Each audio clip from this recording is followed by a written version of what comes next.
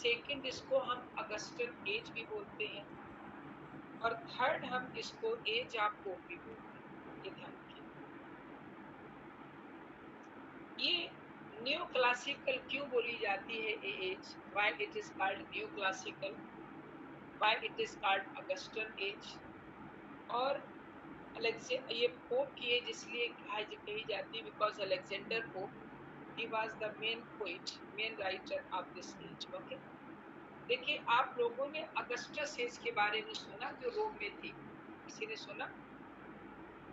जो जी हमारी 27 बीसी से और 14 एडी तक चली थी। ठीक है, ये कब से कब तक चली थी? 27 बीसी से लेकर के 14 एडी तक चली थी। एडी तक। हाँ सर। ये जो थी, ये during this period Augustus, he was the king, Augustus उस समय किंग थे, and there was a rapid development in all the walks of literature.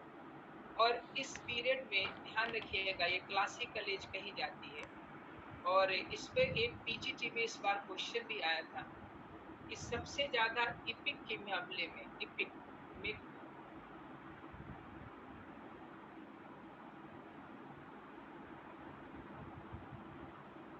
Hello hello hello sir. Sir.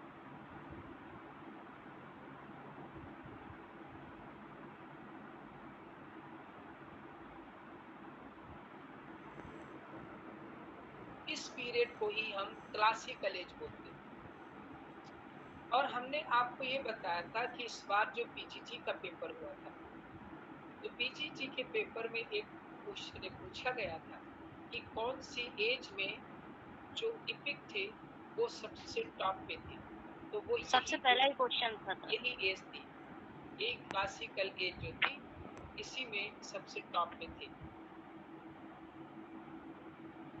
मगर sir, hello, oh no, disconnect हो गया sir. ठीक है, तो इस पीरियड में जितनी भी जबरदस्त पोएट्री लिखी गई थी, उसके बाद में जब भी किसी देश में किसी भी लिटरेचर में उसी ढंग की पोएट्री लिखी गई, उसी ढंग के राइटर्स हुए जो क्लासिकल एज में हुए थे, तो that age was given the name neo classical, उसको नियो क्लासिकल एज नाम दिया। As far as this age is concern, जहां तक इस एज का सवाल है, तो इस एज को भी नियो क्लासिकल एज का नाम दिया गया, क्योंकि during this age writers they followed the same rules and their works have the same characteristics as the writers of classical age है।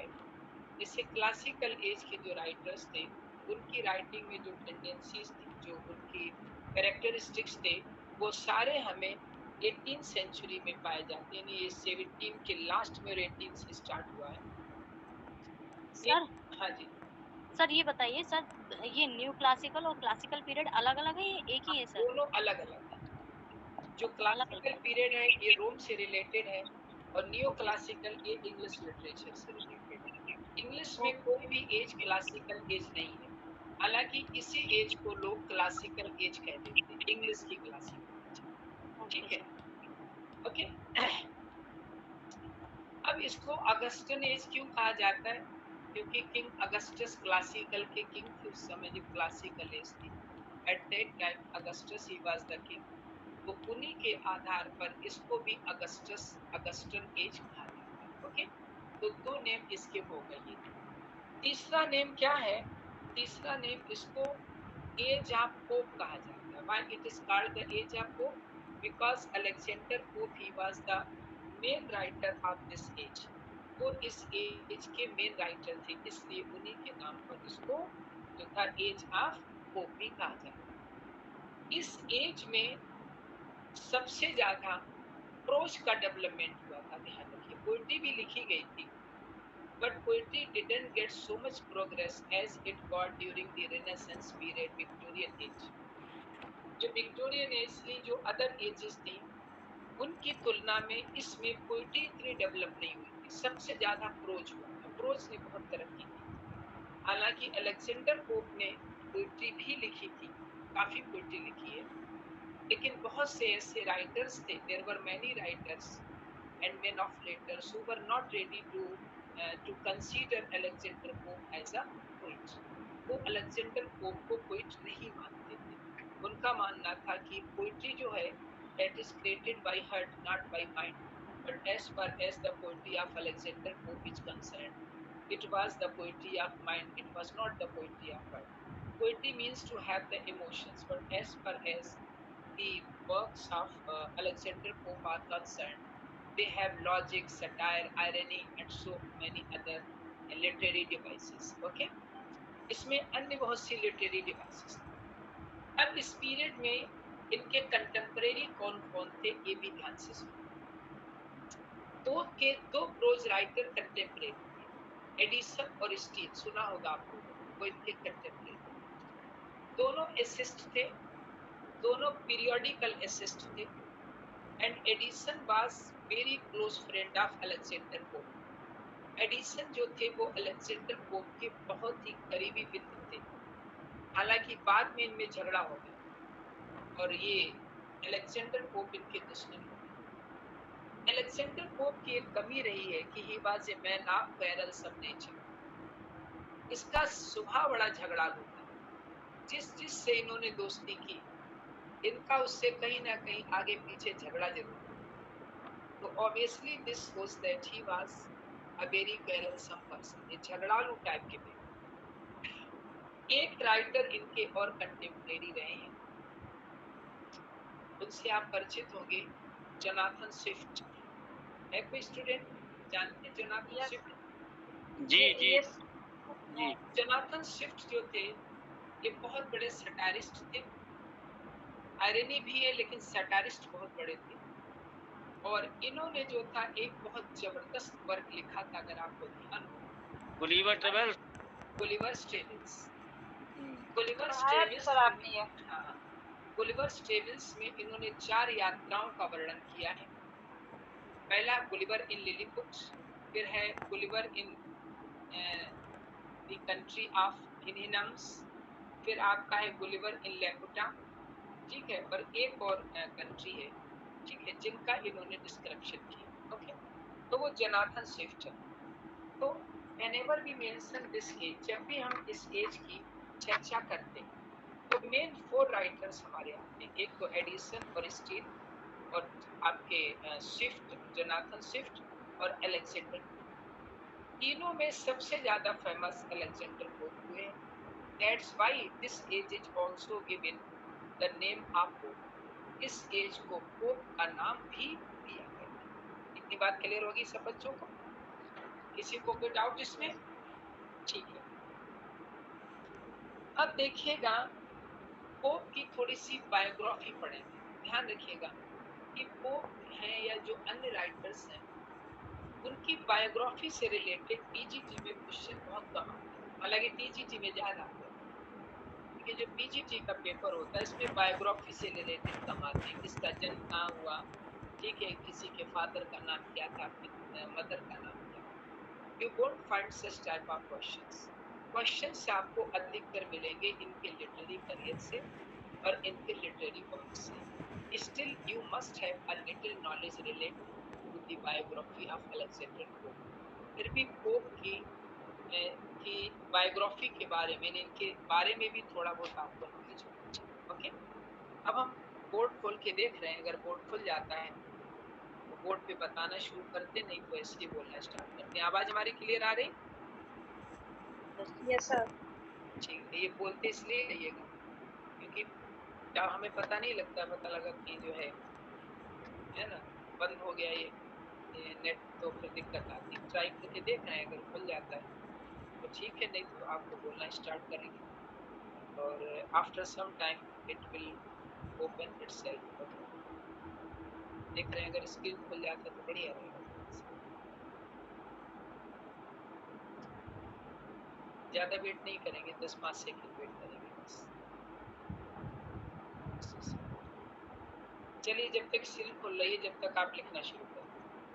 पहला पॉइंट आप नोट करिए, ये कुछ अलेक्जेंडर पोप से रिलेटेड पॉइंट्स, इनको आप लोग लिखना स्टार्ट करेंगे। ओके, पहला पॉइंट पॉइंट नोट करिए, लिखिए। देखिए Alexander pope, Alexander pope was born, Alexander Pope was born on May, M-A-Y, May 21। Sir ठीक है, वाज बॉन्ड का क्या बोला सर आपने? मई। ठीक है, क्लियर हुआ? फिर से देखिए, Alexander pope was born on May 21, 1688, 1688। Okay, फिर से समझिए, अलेक्जेंडर पोप जो थे, इनका जन्म 21 मई, इनका जन्म 21 मई 1688, 1688 को हुआ था। कहाँ हुआ था?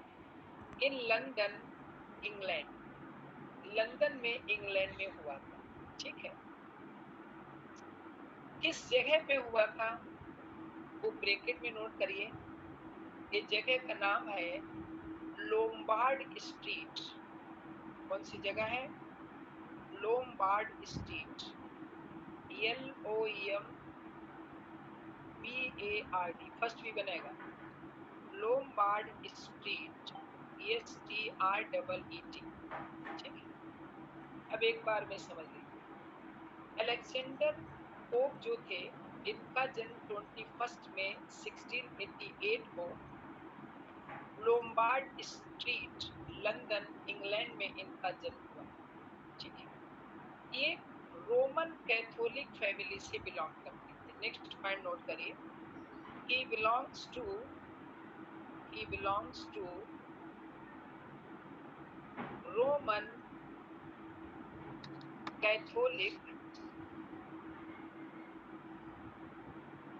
family, he belongs to Roman Catholic family। ये जो थे रोमन कैथोलिक परिवार से बिलोंग करते थे। ठीक, क्लियर हो रहा है सब बच्चों को? यस सर जी। अब हम आगे चलते हैं। अब देखिएगा, इनके जो फादर थे वो एक प्रकार से लाइनन मर्चेंट थे, व्यापारी थे, कपड़े वगैरह के, यूं कह सकते हैं। अगला पॉइंट नोट करिए, लिखिएगा,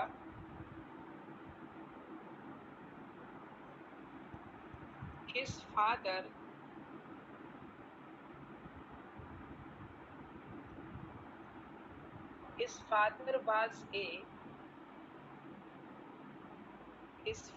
was a linen merchant। ठीक है, LINEN, linen merchant। LI क्या बेटा? क्या बताया? LINEN।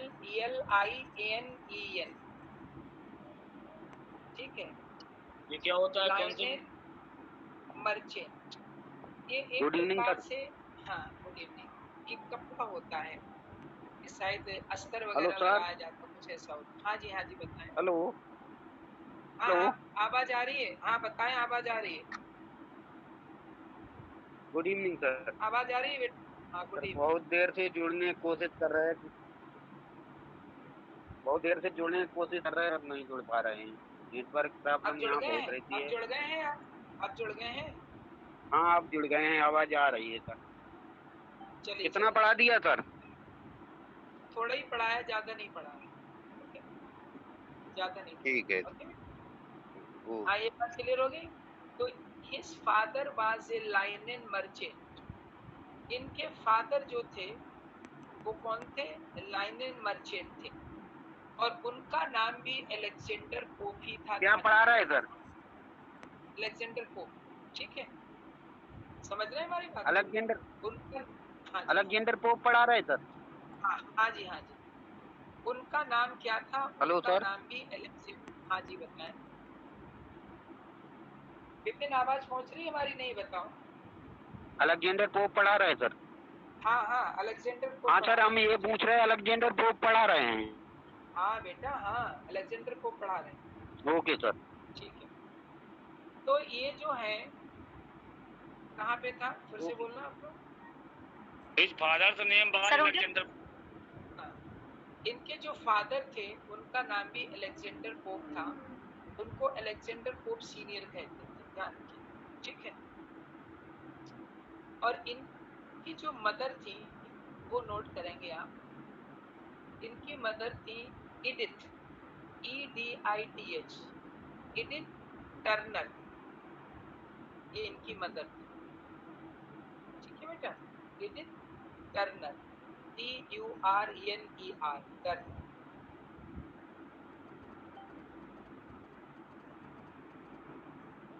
बोर्ड दिख रहा नहीं, जी सर, सर बोर्ड पे लिख। ठीक है। हाँ, अब इनकी स्पेलिंग आप देखेंगे, Edith, EDITH, Edith Turner, okay, clear हो गया बेटा? समझ में आ रहा है? जी सर। ये बात क्लियर हो गई? Yes sir. अब हम थोड़ा आगे चलते हैं, इनकी लाइफ हिस्ट्री के बारे में हम ज्यादा नहीं बताएंगे, हम मेन इनके वर्क पे चलेंगे क्योंकि वर्क से ज्यादा कुछ आता है, ठीक है। अब अगला पॉइंट हमारा ये है कि अलेक्जेंडर पोप के बारे में कहा जाता है कि इन्हें ग्रीक भी आती थी और लैटिन भी आती थी। इसको ऐसे लिखेंगे कि pope new, pope new Greek and Latin, ठीक है।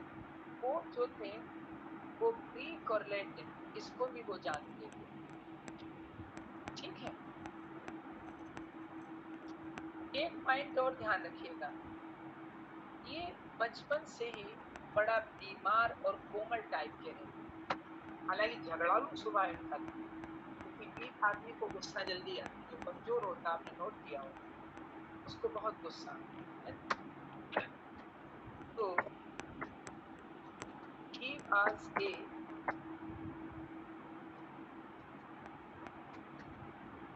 was a sickly and delicate child, ये बीमार और बड़ा कोमल व्यक्ति थे, हालांकि ये बड़ा झगड़ालू भी थे, हमने आपको बताया था। अच्छा, इन्हें सबसे ज्यादा आनंद बुक्स में आता था, ये भी ध्यान रखिए, ठीक है। He found great delight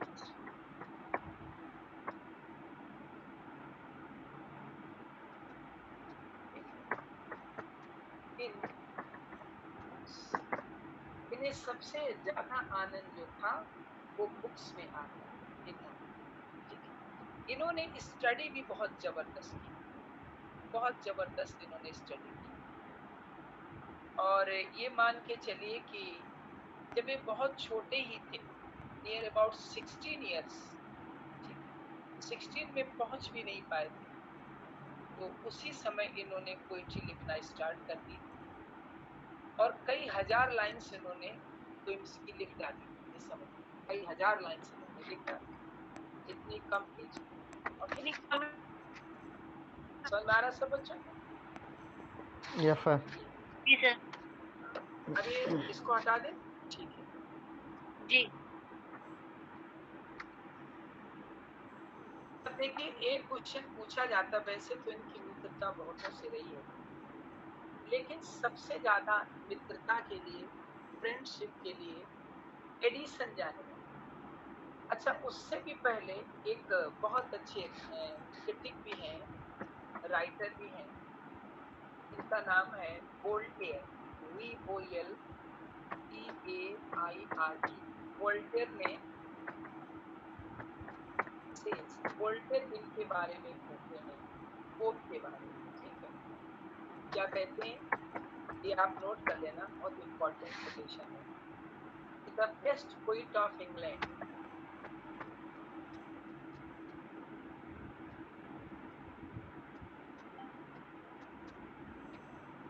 Voltaire कहते हैं कि पोप जो है द बेस्ट पोइट, बल्कि इसको ऐसे कर लेना, वोल्टेयर सेज, और यहाँ पे इतना और बढ़ा देना, इससे पता रहे किसके बारे में कह रहे हैं, अबाउट पोप, वरना पता किसके बारे में चलेगा। कि Voltaire says about pope, Voltaire pope के बारे में कहते हैं कि the best poet of England, ठीक है। एंड एट प्रेजेंट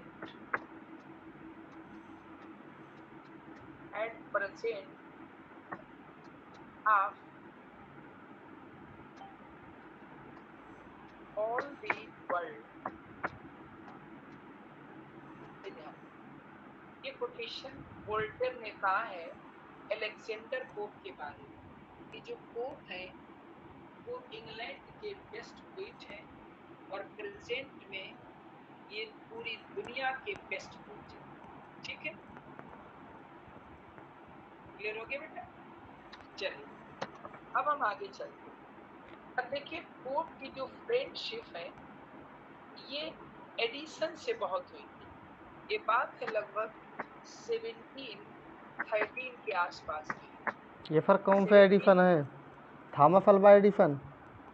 अरे भाई वो नहीं है, कहाँ पहुंच रहे हो कौन से? ये 17 में कहाँ आ जाएंगे? अल्वा एडिशन क्या कर रहे हो भाई? 1882 कुछ में तो इलेक्ट्रिक लाइट आई है। ये जो है ये वो है जोसेफ एडिसन, ओके। जिनका आपने ऐसे नहीं पढ़ा था, रिचर्ड एडिसन और Steele. Yes sir, yes sir, Richard yes Steele, sir, ध्यान आया नहीं? Yes sir. Sir Roger de वाला, सर रोजर डी वाला। हाँ, sir Roger de Coverley, sir Roger and church, वो इनके एज के हैं। और जो एल्वा एडिसन की बात कर रहे हैं ये अमेरिकन थे, और ये तो अभी आपके 19th सेंचुरी के हैं। 1800 भाई अमेरिका में कब आई थी? शायद 1880 के आसपास ऐसी कुछ लाइट आई थी, हमें एग्जैक्ट नहीं डेट ध्यान है ना? तो उस समय वो कहाँ थे बेटा? वो अलग है। प्रेम सागर जी क्लियर हो गया? Yes sir, yes sir. हाँ ठीक है। ने ऐसे व्यंग तो के रूप में कह दिया। कोई बात नहीं। 1713 के आसपास जो थी इनकी फ्रेंडशिप हो गई थी किससे? एडिसन से। ठीक है,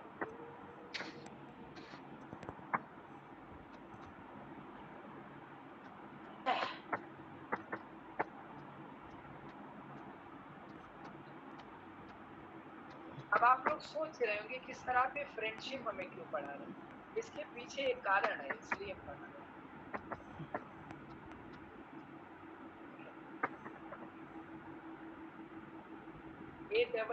ADDIESION है, ध्यान, सॉरी SON, एडिसन।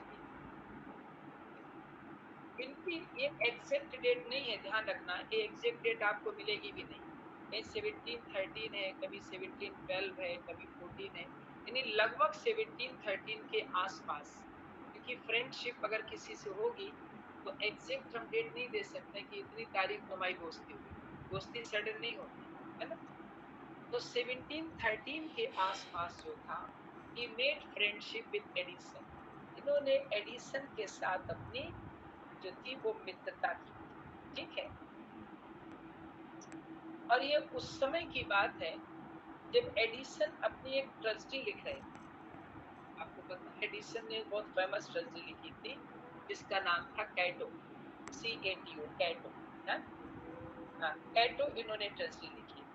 तो ध्यान रखिएगा इनकी ट्रेजेडी का जो प्रोलॉग था वो इन्होंने पोप ने ही लिखा था। ये ध्यान रखिएगा, ये पूछा जा सकता है क्योंकि इस ढंग के क्वेश्चन पूछे जाते हैं।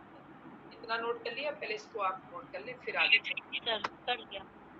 ठीक है। अब देखिएगा एडिसन ने एक ट्रेजेडी लिखी थी जिसका नाम था कैटो। तो क्वेश्चन हम आपको बताने जा रहे हैं, ये ऐसे क्वेश्चन पूछे जाएंगे क्योंकि ये बड़ा बारीक क्वेश्चन होते हैं, ठीक है। तो आप लिखेंगे, ऐसे लिखेंगे इसको कि एडिसन, ठीक है, road a trustee,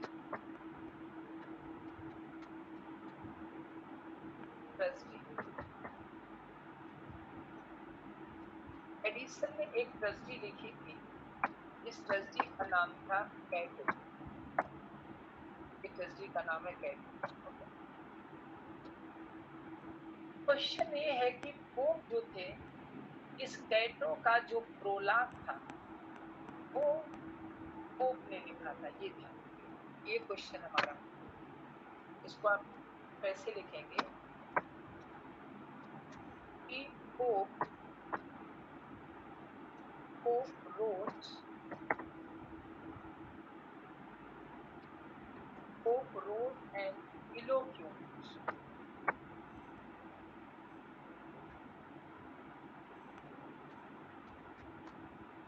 wrote an eloquent prologue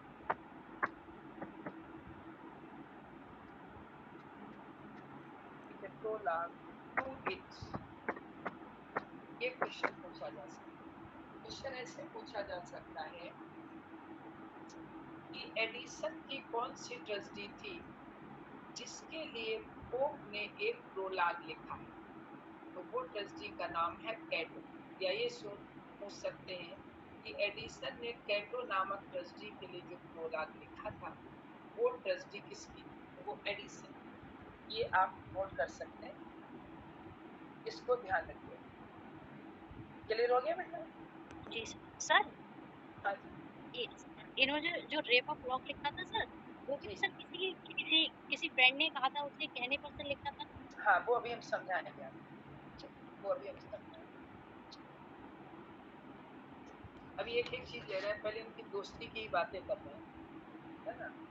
rape of the lock आपको पूरा डिटेल में समझाएंगे, वो मिस एरुवेला के ऊपर लिखा है।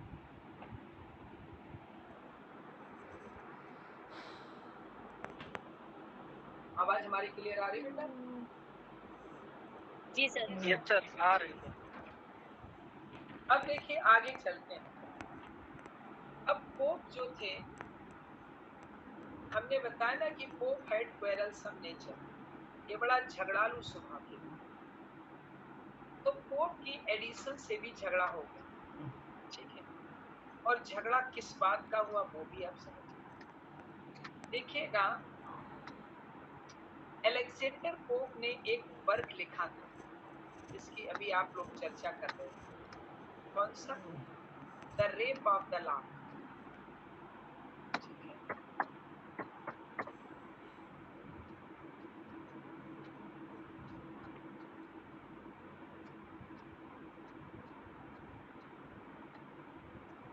ये अलेक्जेंडर पोप ने एक वर्क लिखा था, the rape of the lock, ठीक है। ये वर्क इनका 1714 के में लिखा गया था, इसके कई एडिशन पब्लिश हुए हैं, ठीक है। पहला इनका जो है वो 1714 में हुआ है, ध्यान रखिए।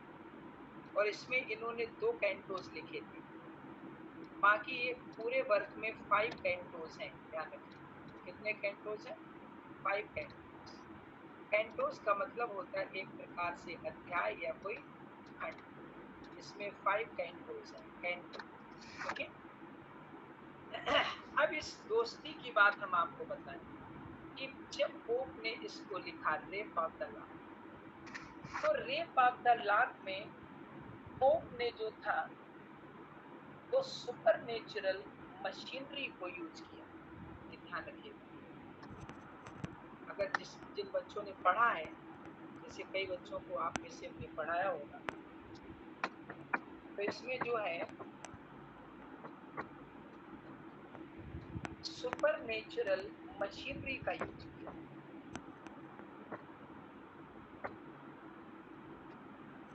अब आप लोग सोच रहे होंगे सर सुपर नेचुरल मशीनरी क्या थी? सुपर नेचुरल मशीनरी, इसको केवल मशीनरी भी बोलते हैं, ध्यान रखिए। कुछ लोग इसको केवल मशीनरी भी बोल देते हैं, सुपर नेचुरल नहीं बोलते। इसमें परियां थी, एरियल था, और एक क्वेश्चन और भी आता है कि इसमें अलेक्जेंडर पोप ने एरियल को भी लिया है, ठीक है। तो ये पूछा जाता है कि इसमें जो एरियल लिया है उस एरियल को इन्होंने कहाँ से लिया? तो ध्यान रखिएगा, ये एरियल कहाँ से लिया इन्होंने?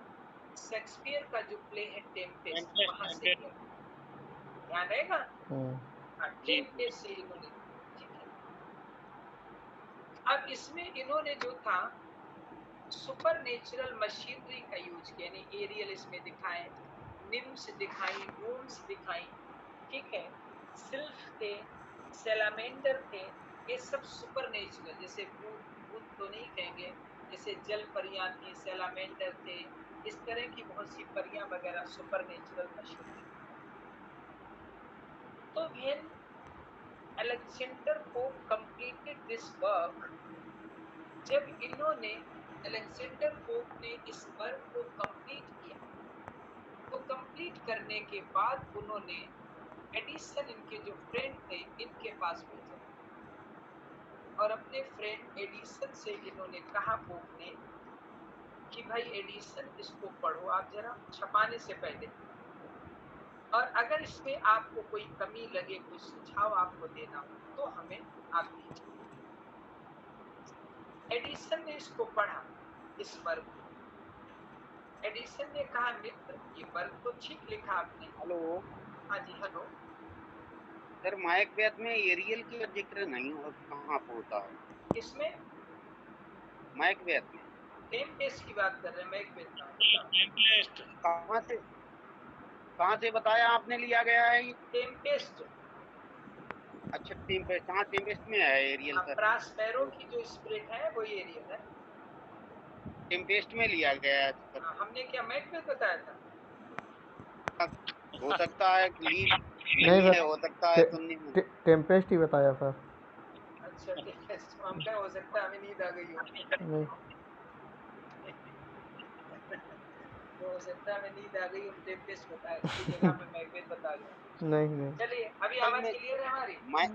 मैकबेथ ही जो है हमने सुना था सर।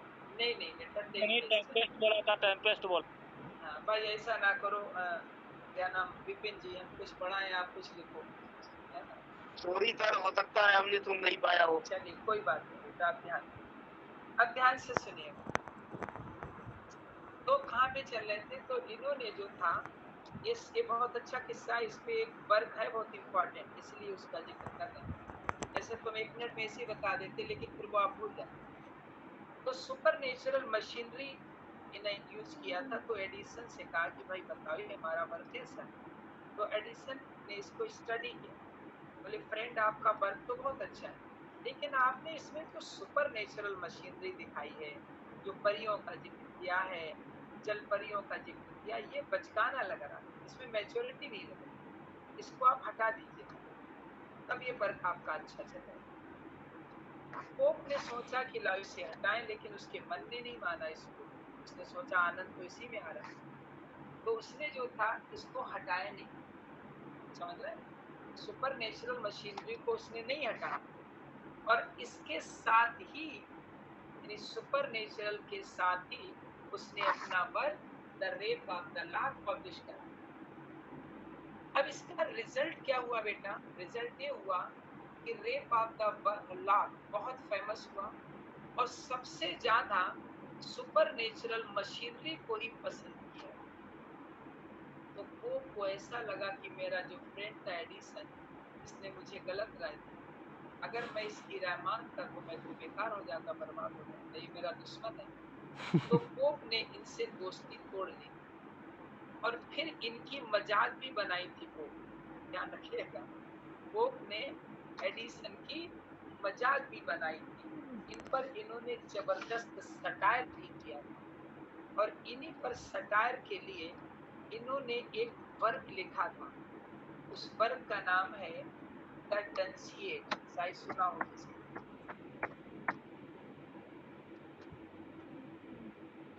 सुना किसी ने? जी जी, सुना है। हाँ, ये सर ये जो पोएम है सर,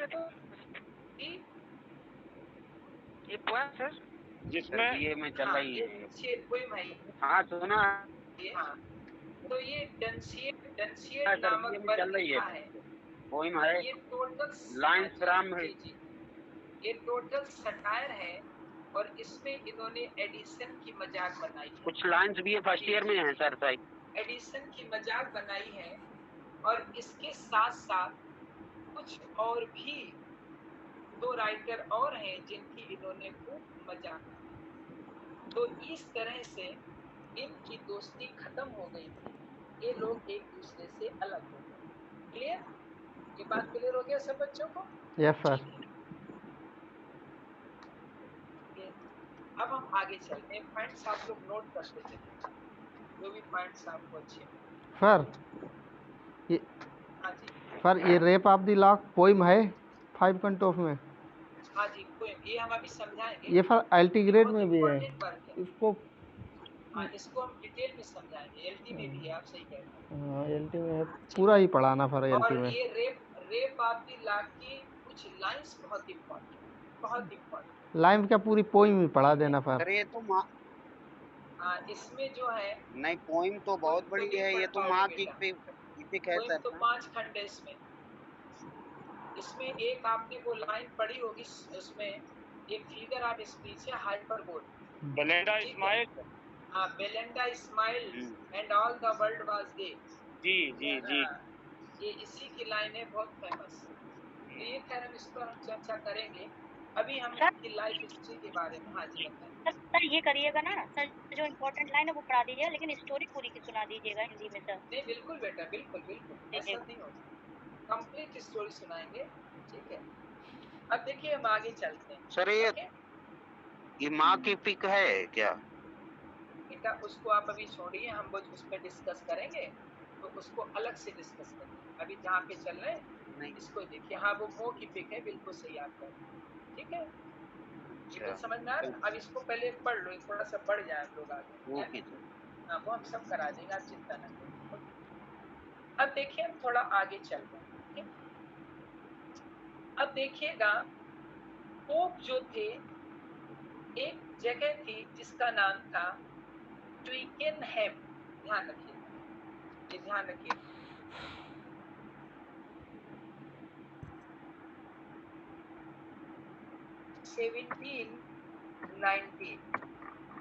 इन 1790 में जो पोप थे, मूव्ड टू, ये प्लेस था एक जहां चले गए थे,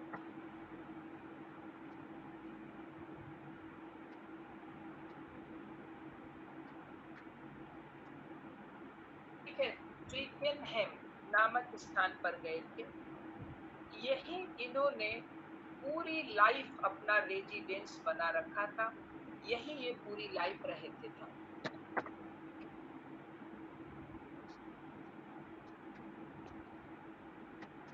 which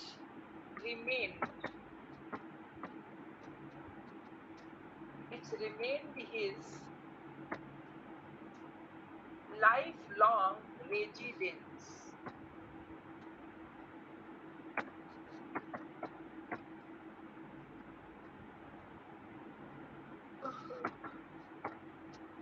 क्लियर हो गया? ये स्थान इनका जो था पूरी लाइफ के लिए एक रेजिडेंस हो, ठीक है। पोप के बारे में ज्यादा कुछ हमें नहीं समझना है, ज्यादा कुछ नहीं, केवल इनके वर्क के बारे में समझेंगे। कुछ वर्क इनके वास्तव में बहुत अच्छे हैं, जिनको आपको डिटेल में समझना है, और कुछ वर्क इनके बहुत शॉर्ट में समझना है, ठीक। हम बताएंगे कि कौन कौन से वर्क इनके ज्यादा पूछे जाते हैं। अब इनके डेथ के बारे में भी थोड़ा सा समझ।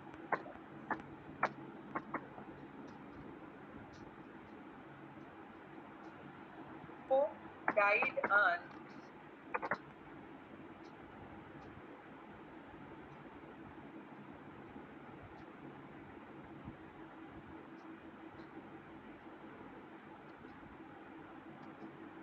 पोप की डेथ जो थी वो 30 मई और 1744 में जो थी इनकी हो गई। ये लगभग कितना जिए थे?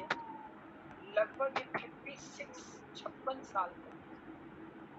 ये लगभग कितना जिए थे? 56 साल।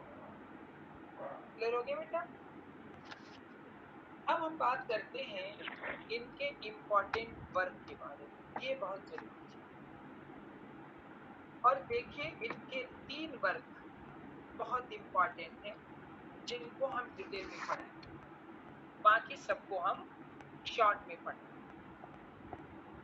कौन कौन से 3 वर्ग इनके डिटेल हैं? एक तो इनका एक है एसे ऑन क्रिटिसिज्म। ये इनका बहुत बेहतरीन वर्क है।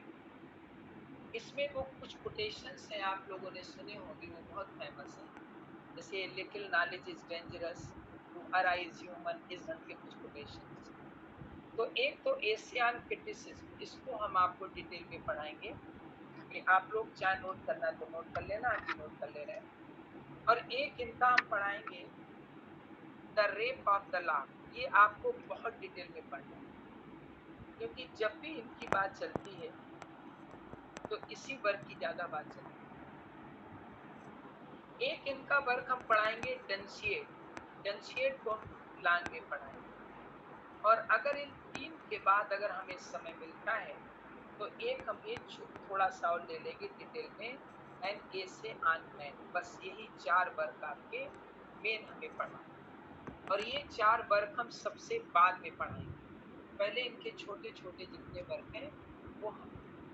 अगर इसके अलावा अगर आप अपनी तरफ से कोई इनका वर्ग पढ़ना चाहें तो आप हमें बता सकते हैं, हमें कोई दिक्कत नहीं, उसको हम पढ़ा देंगे। अगर आपको लग रहा हो इन 4 के अलावा कोई और वर्ग में पढ़ना चाहिए तो you may suggest me, I have no problem. Okay, अब हम सबसे पहले इनका जो फर्स्ट वर्ग है उस पर चलते हैं।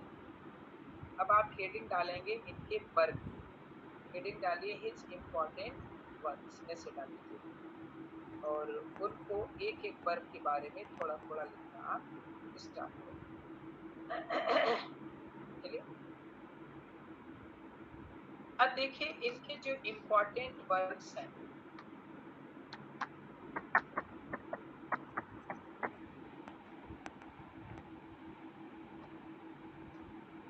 इनके जो इम्पोर्टेंट वर्क्स हैं ध्यान दीजिए।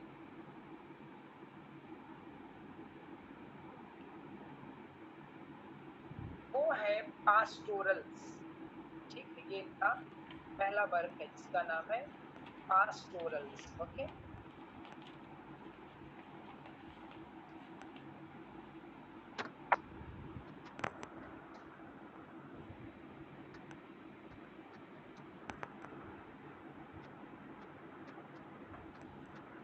पास्टोरल्स ये इनका सबसे मेन वर्क है, पहला वर्क है। और इसकी पब्लिकेशन डेट आप समझिएगा, ये पब्लिश हुआ है हमारा 1709 ईयर, ये पब्लिश हुआ। ठीक है, इसमें क्या है, ये एक सीरीज है जिसमें 4 सीजन्स को डील किया गया है। ये ध्यान रखिएगा, ये क्या है, ये एक सीरीज है। ये एक सीरीज है teaching the 4 seasons।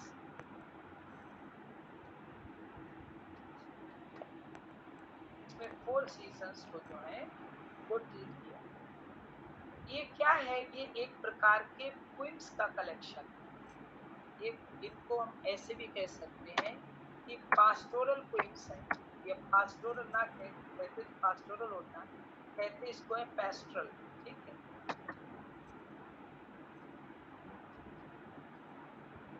ये पेस्ट्रल पोइम्स है, ध्यान रखिए।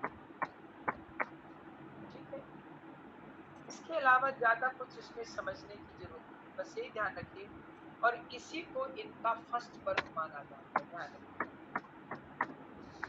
इट इज ऑल्सो कंसिडर्ड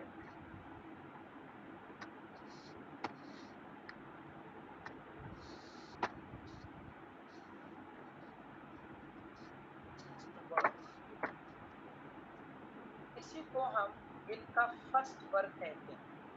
तो जो फर्स्ट वर्क इनका है वो इनका यही वर्क है। ओके, इसको नोट कर लिया?